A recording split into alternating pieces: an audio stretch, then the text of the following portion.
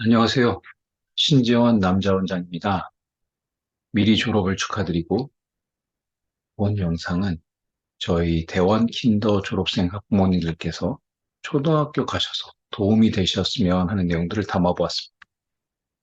1교시는 초등 육아, 2교시는 유아 심리 관련해서 손로희, 손시원 학부모님께서 정말 바쁘신 중에도 어렵게 도와주셨습니다.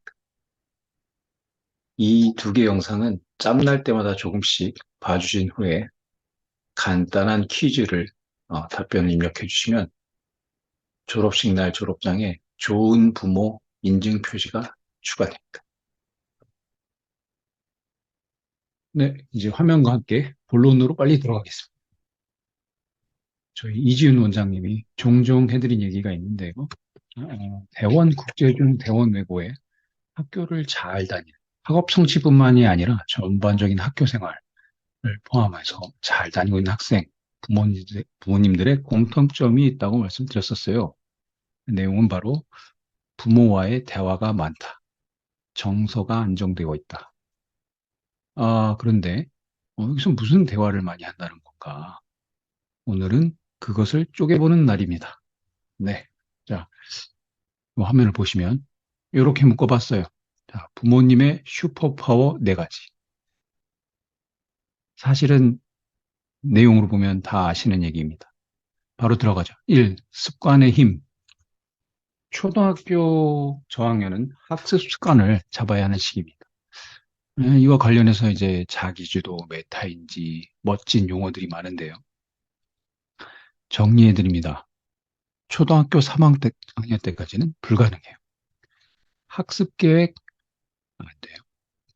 이걸 세우려면 뭔가 단계별로 전후 관계, 그리고 우선순위, 그래서 이 순서를 정하는 것에 따른 파급 효과를 상상할 수가 있어야 되는데, 이건 메타인지가 형성이 된 이후에 보통 메타인지 3, 4학년, 초등 3, 4학년 이후에서 성인 때까지 발달한다고 알려져 있는데요. 초등 4학년쯤 되면은 아이들은 어른보다 잘하는 것들이 생겨요. 예를 들어서 체조, 무용, 스포츠, 눈에 띄는 그런 분야에서는 부모보다 잘하는 실력들이 생깁니다.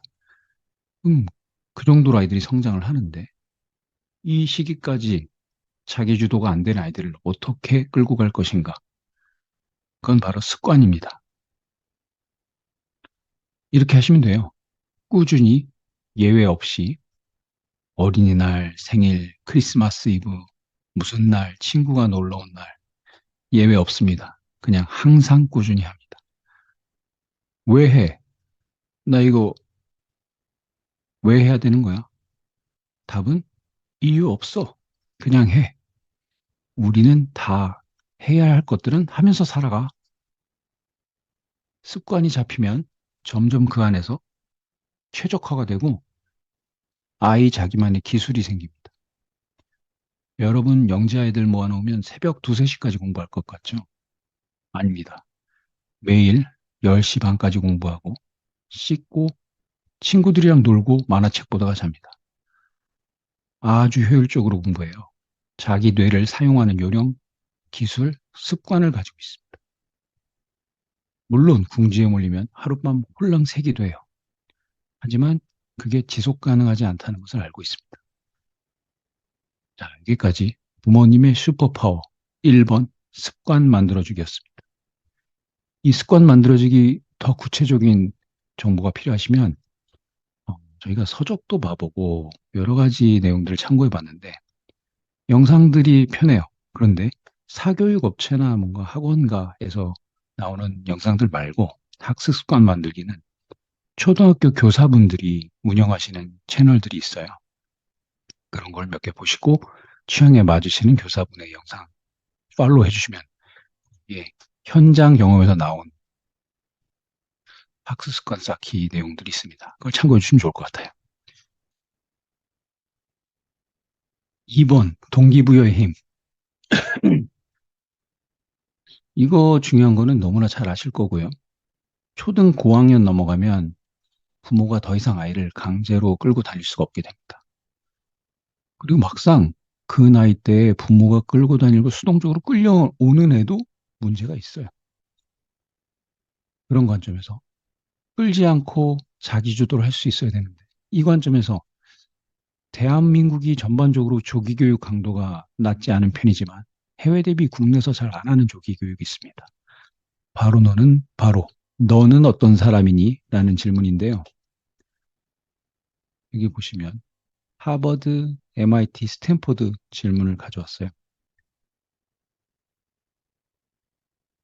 이 특히 미국처럼 이런 질문에 대해서 진지한 나라도 드문데요. 자본주의가 많이 묻은 미국의 입시 체계, 사립학교, 아이비리그 중심의 입시 체계, 그리고 동양인이 보기에는 다소 가공돼서 과장돼 보이는 자기 PR, 이런 걸 중심으로 변별력이 실효성이 있을 것인가? 잠시 이런 고민은 미국의 대학들에게 맡겨두시고 이 질문 자체로 봤을 때 나 자신을 이해하고 내 길을 찾아가는 과정에서 끊임없이 자신에게 되묻기에 좋은 질문들입니다. 바쁜 중에도 필요 없는 무언가를 계속 시간을 내서 반복하고 있다고? 그건 정말로 내가 좋아하는 게 맞는 거죠. 저희한테 너 좋아하는 게 뭐야? 라고 물어봤을 때 이거를 프로페셔널하게 답하기 굉장히 어렵죠. 근데 사실 저기서 팁을 준 거예요. 너가 꾸준히 하고 있는 그게 너가 좋아하는 거야. 라고. 200자도 안 되는 글로 나를 묘사해라. 잘라내고 추리고 남기다 보면 결국 진짜 나의 엑기스만이 남는 거죠. 이런 글에서 그냥 잘 보이려고 지어낸 얘기가 아니고 나 자신을 정말 성찰하고 내가 걸어온 길에 팩트를 기반해서 내가 정말로 가게 될 길을 전망해 볼 수 있는 그런 답을 할 수 있도록 오랜 기간에 거쳐서 고안된 질문들이고요. 이렇게 물어보니까 자꾸 허세, 진솔되지 않은 내용을 적네? 이렇게 바꿔서 물어봐 볼까? 이렇게 고쳐서 물어봐 볼까? 한 반백 년에 걸쳐서 고민이 있던 고민들이 반영된 질문들이고요. 저도 한 20여 년 동안 질문들을 봐오고 있는데 조금씩 바뀝니다. 미국에서 보면은 중학생쯤 되면은 이 질문을 많이 받아요. 그래서 주변 학교 부모들이 끊임없이 물어보기 때문에 아이한테 물어보면 의외로 굉장히 구체적인 답변을 들을 수 있습니다. 제 아버지는 뭐 이런 분야를 가길 원하시지만 나는 다른 게 좋고 뭐뭐를 잘하기 때문에 나는 이 선택을 할 거다. 게다가 실제로 나는 무슨 수상 경력도 있고 이런 활동도 많이 하고 있어요. 네. 단순히 너는 커서 뭐가 되고 싶니? 라는 단답형 질문보다는 이리 비틀어도 저리 비틀어도 같은 결론에 도달하는 탄탄한 답을 만들어 놓는 것이 언젠가 아이가 독립했을 때 경쟁하고 신입으로서 방황의 시기가 있고 할 때 자기 중심을 유지할 수 있는 굉장히 중요한 조기 교육이라고 생각을 합니다. 학부 진학뿐만이 아니라 박사, 석사 과정에도 이런 에세이들을 거치게 되는데요. 이거는 짧게는 6개월, 길게는 2년, 3년을 고민합니다. 그래서 이런 얘기가 있어요. 너가 쓴 정말 그 에세이처럼 된다. 이렇게 중요한 질문 면접에서 수십 번씩 반복해서 내 얘기를 하고 몇 년에 걸쳐서 생활하면서 다져진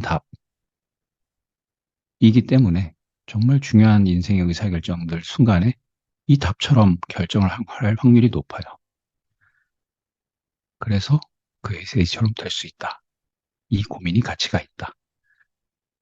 100세 시대에 아이들이 부모 손을 떠나서 70여 년 이상 자기가 선택한 길을 따르고 또 중간에 세상이 바뀌는 것에 따라서 고쳐서 다시 살아가야 하는 아이들이기 때문에 이렇게 자신의 진심을 아는 나침반을 갖는 것. 이것이 점점 중요해지는 조기 교육이라고 생각합니다. 자, 3번. 그릿의 힘. 그릿이 뭔가? 이게 영어 약자인데요. 여러 가지 단어들. 근데 그거를 설명하기 전에 있어요. 이미 우리나라에. 동양에 이 개념이 오히려 더 많습니다. 회복 탄력성, 일본에서 특히 강조되는 근성, 자존감, 다 아시는 내용이고요. 포기하지 말고 게임이 끝날 때까지 끝난 게 아니다. 이 정신, 그게 그릿입니다.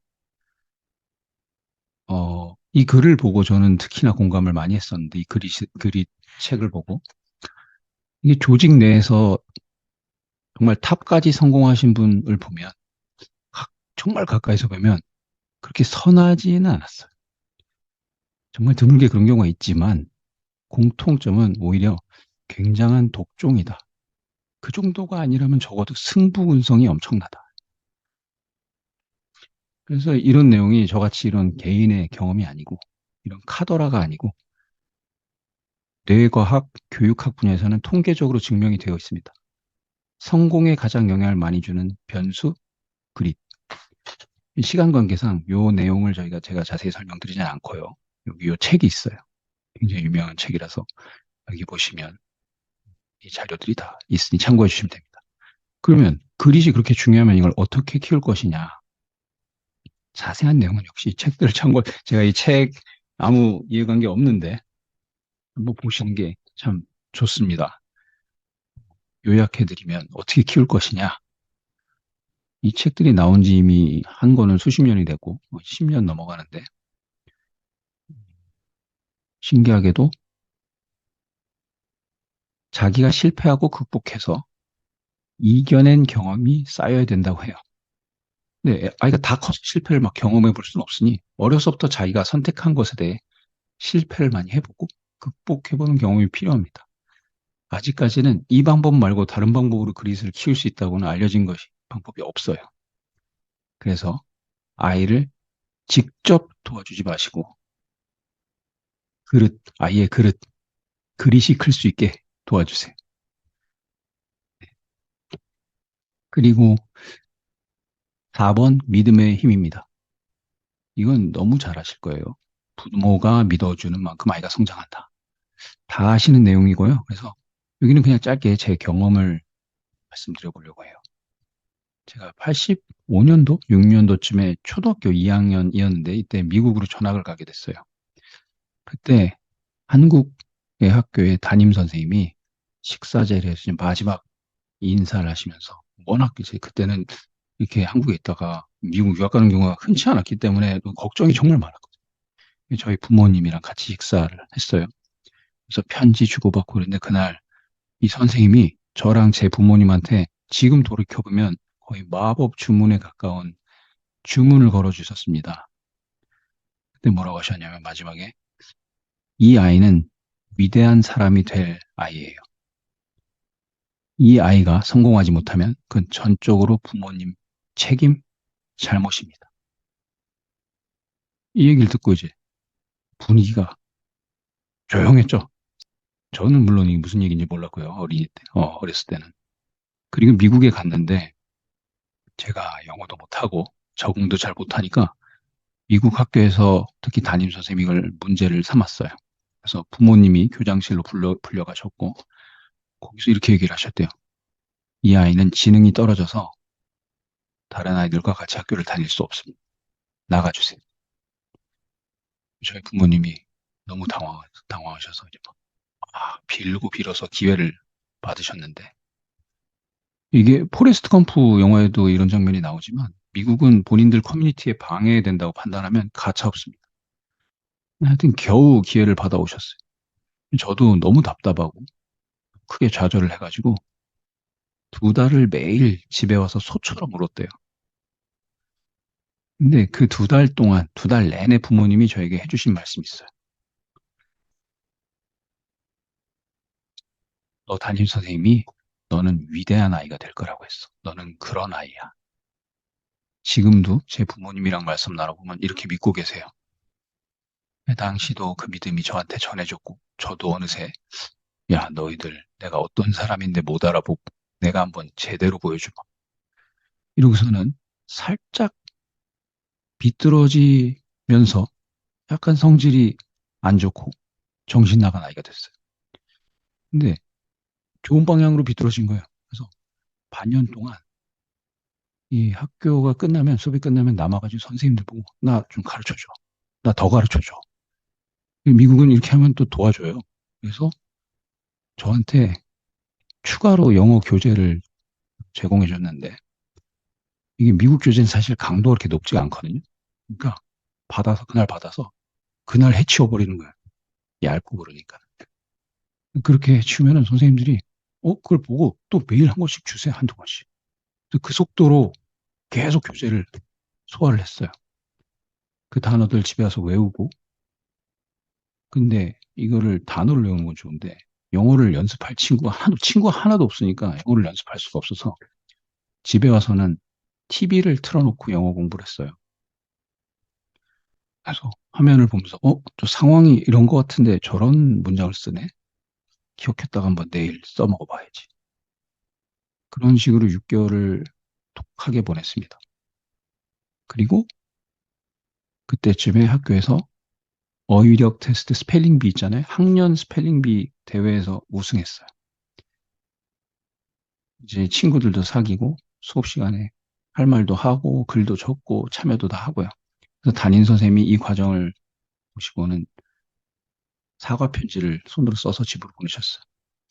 이렇게 훌륭한 아이 못 알아봐서 미안하다. 이 부모님의 믿음이 부모님의 믿음 그리고 저의 또 이 극복 경험이 곱해져서 저는 크면서 이때 기억으로 대부분의 힘든 시절을 극복해냈던 것 같아요. 역시 이론적으로도 증명이 돼 있는 내용이기 때문에 부모님이 믿은 만큼 아이가 그 사람이 된다는 점.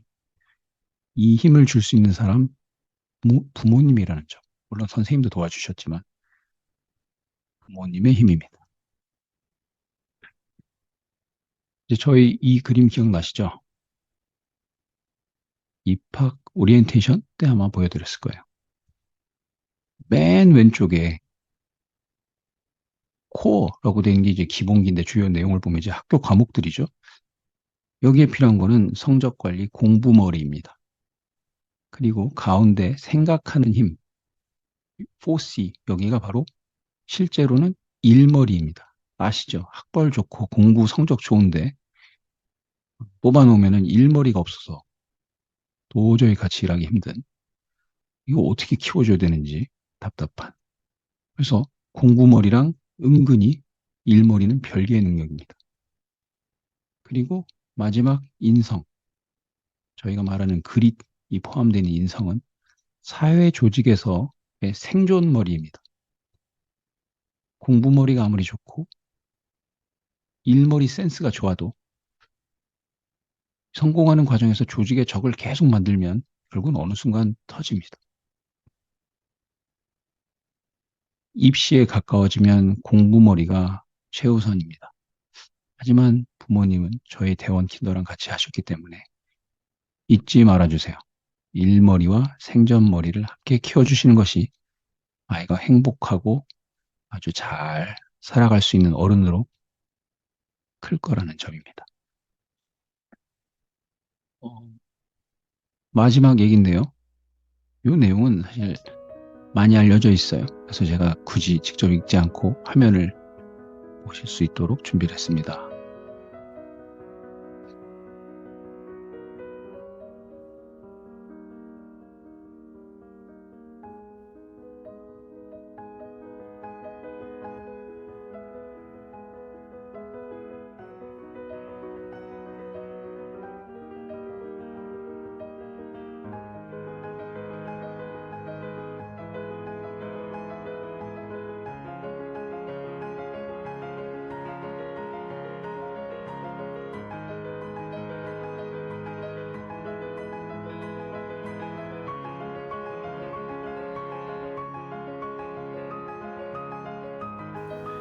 이 이야기 우리 아이들 같지 않나요?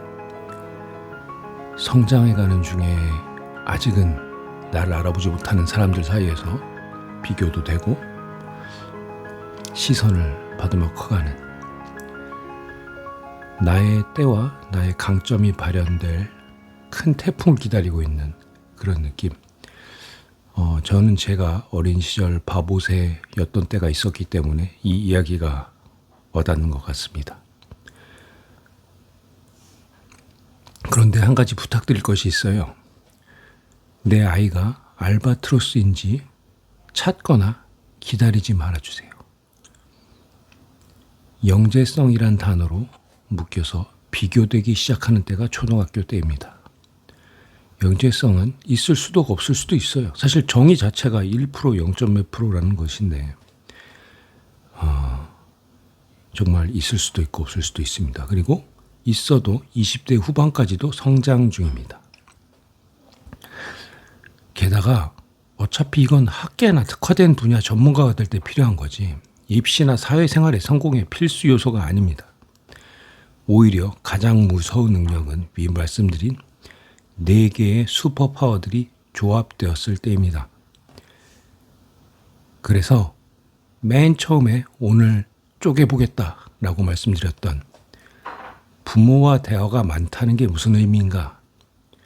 그것은 다른 사람은 채워줄 수 없는 이 1, 2, 3, 4번 슈퍼파워의 힘, 부모만이 채워줄 수 있는 이 능력을 채워주고 키워주는 노력을 말합니다. 자, 너무 길어져서요. 이제 마무리하겠습니다. 다시 한번 아이들의 졸업 축하드리고요.